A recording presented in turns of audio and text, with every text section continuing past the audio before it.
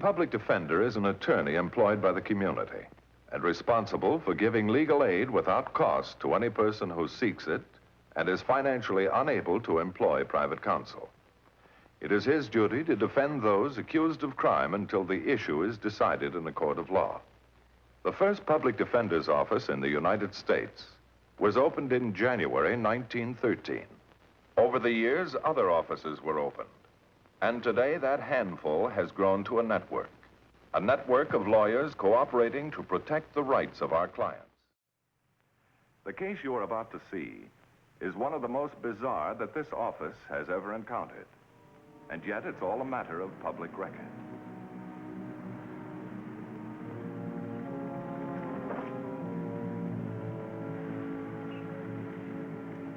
Everything clear on the watchman? Everything clear.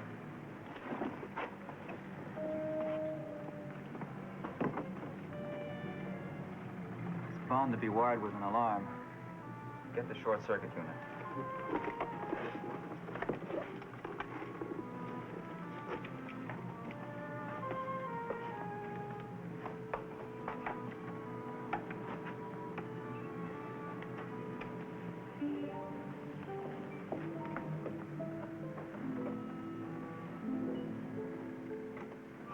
Yep.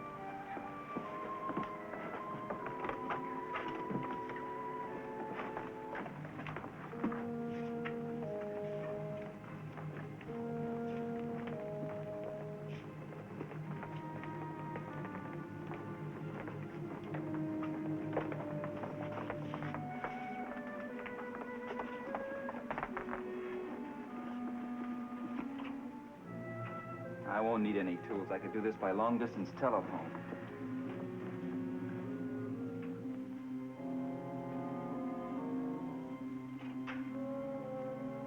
Okay, Fred.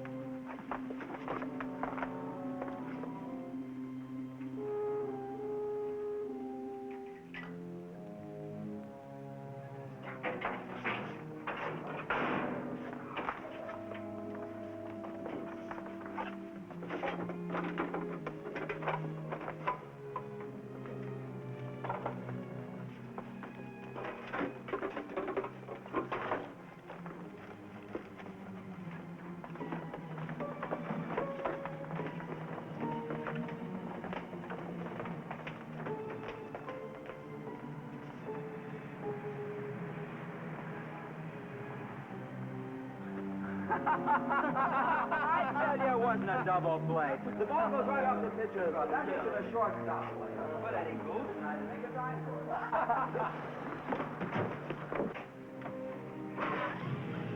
Hey! Hey, you!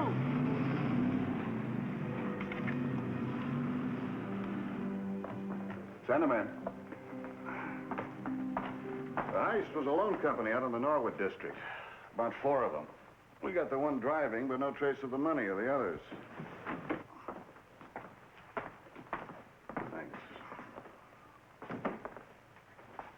Bob Carter, this is Bart Matthews, public defender. Bob?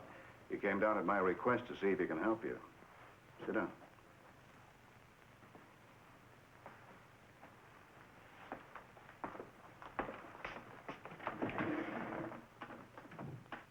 What's the matter?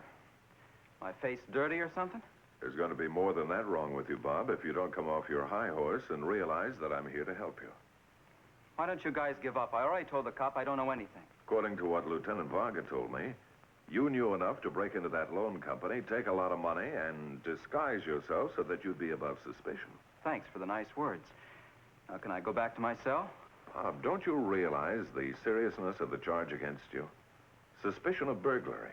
That's punishable by 5 years to life in the penitentiary, you know. There's no suspicion. I'm their guy, all right. I know the score. The cop got my license number, and they identified me. I got careless and left my gloves off, so my fingerprints are all over the place. But I've been advised that if you cooperate with the police, the DA's office may ask the court for leniency. You mean I tell you what I know, and even if it don't help, they'll get me a break? That's right. Lieutenant Varga promised me that he'll go to bat for you if you help him clear this up. Okay. You got a deal. All right, Bob, go on. Well, it all started with a guy named Gil. I don't even know his last name. But who was this Gil? One of the nicest, no-good guys that ever breathed air. I don't guess I'd ever met him if it hadn't been for something that happened a couple of months ago. My old man died the year before. Ma had taken a job as a cleanup woman nights so me and my sister, Jenny, could get through school.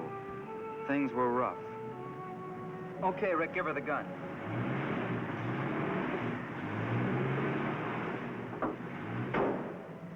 Hey, she all but sings now, Bob. You've got the touch of an angel on anything mechanical. Well, thanks for the ride home from school. I gotta go in now and help Jenny with supper.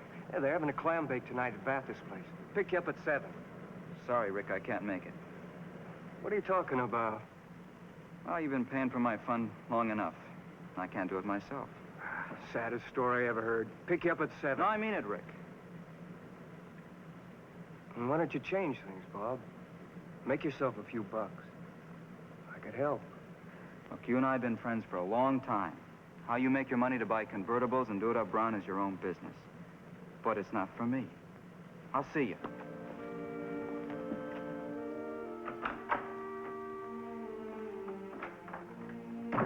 Hi, sis.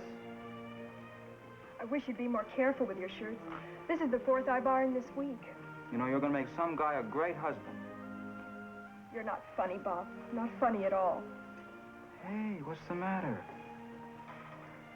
Our class is having a prom next week. Joe Weeks, he's a real nice boy, sits next to me in English. He asked me to go with him. So, give the guy a break and go. I told him to get somebody else. Why?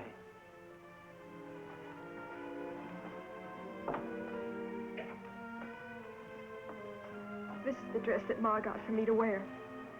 Like it? Sure, Jenny. I wore it today. We had our class picture taken, and everyone wore their best outfit. I was proud. Real proud. I thought I was dressed as good as anybody that... Well, Jenny, honey, I don't get this at all. We just had the picture taken when Margie Stevens comes up. She looks at the dress, and then she laughs and says it's the one that her mother gave to the clothes drive last week. Isn't it a scream? Mom got me a party dress from the clothes drive. One Margie Stevens threw away. Well, I'm throwing it away, too.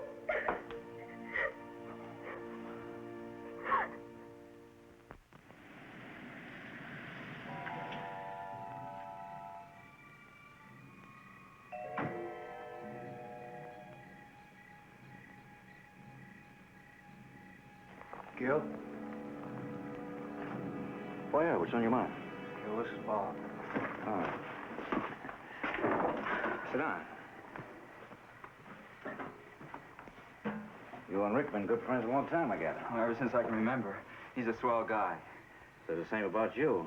Fact is, he told me a lot about you. Says you need to make some money. Bad. I guess that's right. Any qualifications? Well, I'm good at anything mechanical, but who wants a guy not at high school yet? Well, maybe I do. Well, you mean it? You mean you'll hire me? That depends on how bad you want to make money. Well, if your old lady had to scrub floors all night on her hands and knees, and your sister had to wear somebody else's clothes, how bad would you want money? From what I hear, you got talent. Lots of talent. With what I can teach you, there's no end to where you can go. From the moment you come to me, you won't have any troubles about money. Your only problem will be cops. Well, what's it going to be, Bob?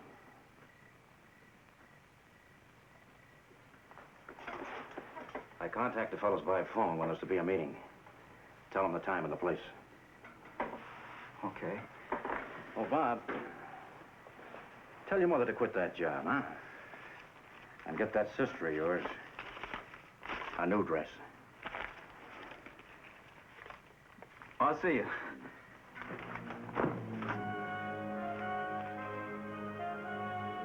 So, in the matter of a 5-minute meeting, the die had been cast.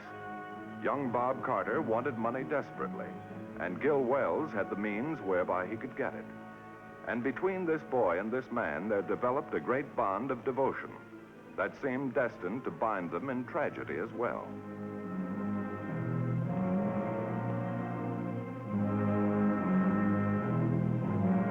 It was a clumsy, careless job of staking out.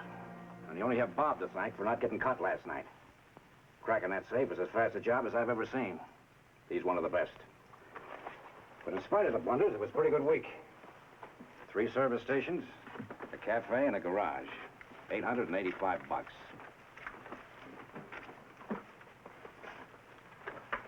Hey, what's this bit? Where's my cut? Your cut. For what? You're forgetting. I pulled that cafe heist. You used a gun. I've told you and told you, Fred, we don't use guns in this outfit. Now you go without a week's pay to make sure you remember. Now, just a minute. Supposing a cop comes up. Cops have guns, and so do cafe owners. You still got that gun? Sure. Point it at Don. Don, show him what you'd do if a man pulled a gun on you. Now, I'm sure you'll remember. Nice work, Don. Make sure you can all do it as well. All right, you're all warming up for that bakery job tomorrow night. Do it good, and I got a big surprise for you. Okay, I'll call to let you know where to meet. Bob, stick around a minute, will you? Bob, I've got a date with Betty. How about meeting us at Vathis? No thanks. I know. Jenny's alone. Nice guy. Who else in this outfit would think of his sister? Seems like everybody's got something to say to you. Yeah, what do you mean? That's why I asked you to stick around. I wasn't kidding when I told the others you were good. The fact is, you're one of the best I've ever run across. It's crazy. Look at this truck. A regular classroom. It's the craziest thing I've ever seen. What's crazy? You, me, this whole thing. Well, what's so crazy about it? We've been pretty successful, haven't we? I don't get you, Gil. You're a nice guy. Got lots of education. What's on your mind? I've been thinking about you. You know, if you were on the level, I bet there's nothing you couldn't do. You remind me of a football coach I had a couple of years ago. Nice guy, smart. We all liked him. The way I like you. Well, one thing's on the level, kid. I'm no football coach. But thanks anyway.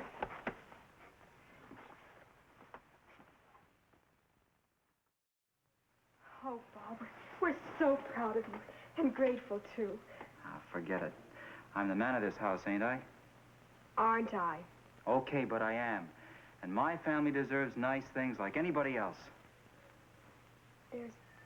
There's just one thing. Yeah? Ma and I have been wondering. What about? Where you get the money. I told you I got a job. But what kind of job? In a service station across town, I told you. Sylvia Keller's dad works in a service station, too. And she says they're just able to get by. Bob, all these nights away from home, and you never let us know anything about what you do or... Now leave it alone. I'll get it.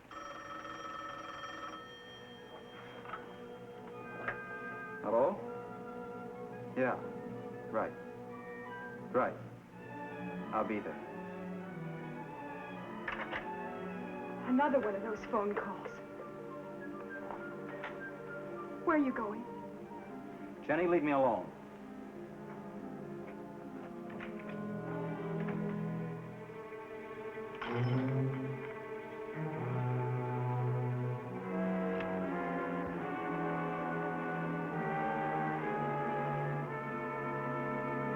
Okay, you did it, and you did it good. Now you're ready for the big time. The Central Loan Company in the Westbury District. It's tomorrow night. We'll meet at the corner of 7th and Logan. There's a small carnival at the corner, and we'll get together there about 10. There'll be a baseball game letting out about that time, and you'll all dress like players. Okay? Now, there's somebody I want you to meet. Pops, come here. Pops, how many years you spent in jail? 17. So here's a good example of what not to be. Pop's one of the best safe men in the country, but he just didn't know how to be careful. Let's see that it doesn't happen to any of you. Okay, everybody but Bob, go home and get a good night's sleep. I want you sharp for tomorrow night.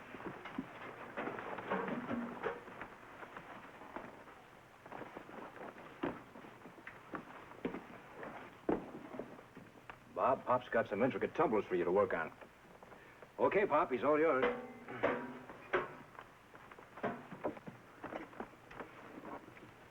You see, kid, these here new systems on the big jobs have just a little bit more to them.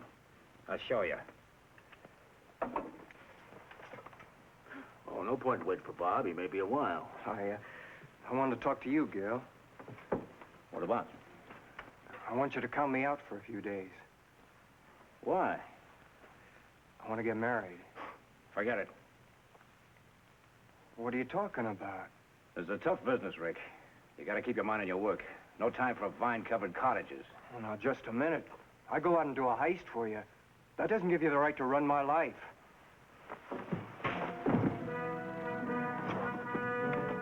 What are you doing to Rick? Oh. Guess I lost my temper. Sorry, Rick.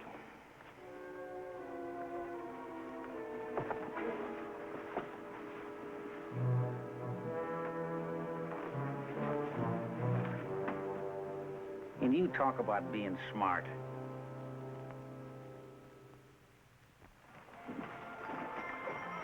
All right, Fred. The alarm will be at the top of the door. Be sure you gag it before going in. The watchman goes off for coffee in half a minute. What happened to you? You're late. You're supposed to be the one in charge. I just wanted to tell you. After tonight, I quit. I'm getting married. You what? After what I told you? Nobody's gonna run my life for me. Even you. Okay, Rick, maybe I made a mistake. You want out? Get out. That's the way I figure it. Gonna give you a break, kid. You don't have to work tonight. Guys will need me. Bob can handle it, can't you, kid? Yeah, I guess so. Yeah, you better get going. It's time. So long, Rick. I'll see you. So we did things like we planned, and here I am not like we planned.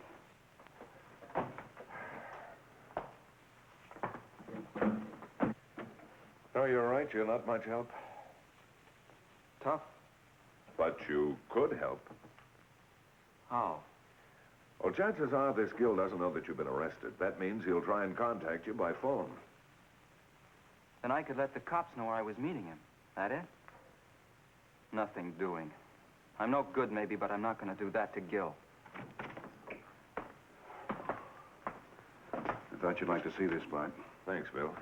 I'll wait outside. And this friend of yours, what's his name? You spell his name. I won't say it's the same guy. Maybe you'll change your mind after what you're about to see. What am I about to see? Nothing very pretty. Nothing very pretty at all, Bob. All right, let's go.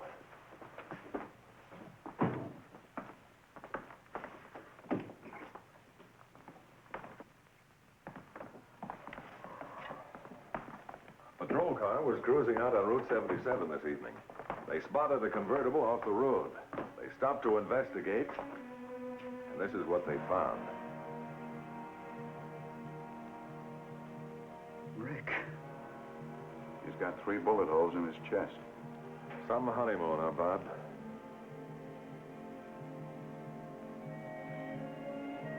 Tell me what you want me to do.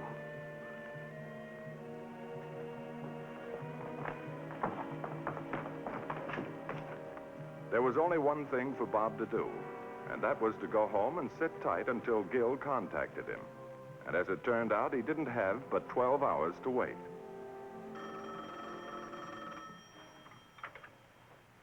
Hello? Yeah, Gil. Bathurst's place. Sure. I'll be there.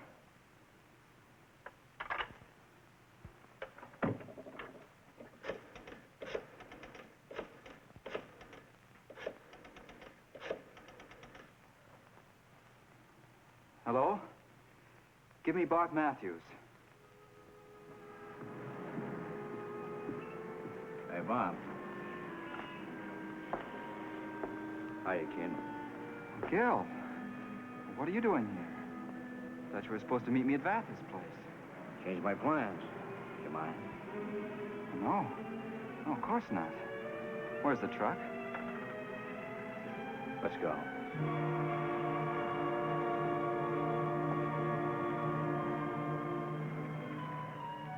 It was a good plan, but there was only one thing wrong. No one had anticipated that Gil Wells would change his mind. Every patrol car was alerted to investigate trucks fitting the description they had been given of Wells' truck. Meanwhile, Bob Carter would be on his own.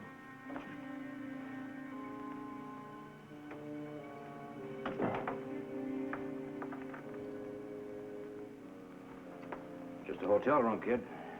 Why so much interest? I'm not sure. It's just that you've always been so secret about yourself. I guess I was interested to see how you lived. Make me sound like a pretty important guy.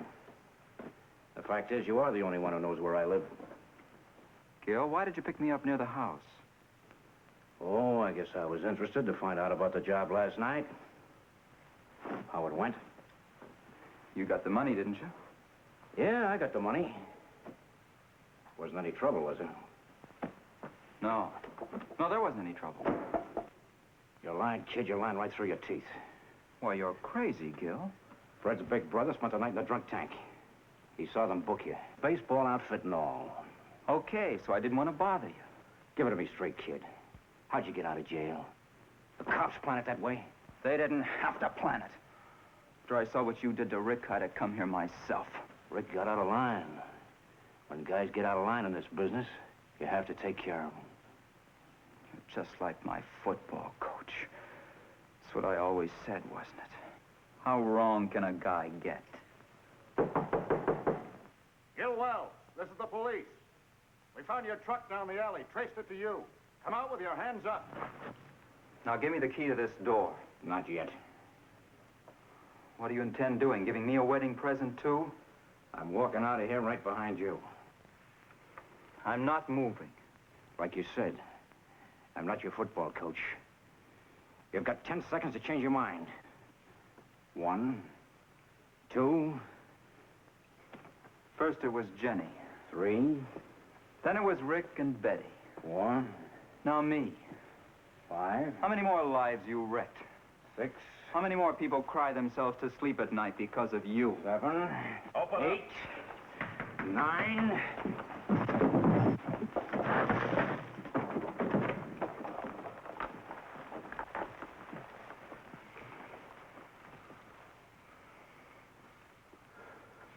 I sure taught you good. At least your coach and I have one thing in common. Take him out.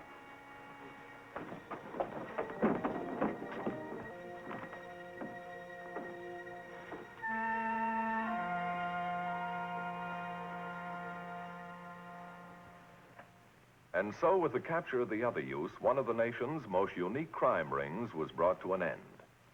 Gil Wells was convicted of the murder of Rick Martin and subsequently executed. As for Bob Carter, he is just finishing a sentence in a juvenile correction institution. Now qualified to earn an honest living, he will soon be paroled to his mother and sister. He has received his master mechanic's license, a much better use for skilled hands. The case you have just seen was brought to a fair and just conclusion through the efforts of a public defender. Tonight, Philip Morris salutes Public Defender Leslie E. Still, City of Long Beach, California, and his staff for outstanding achievement in the cause of justice.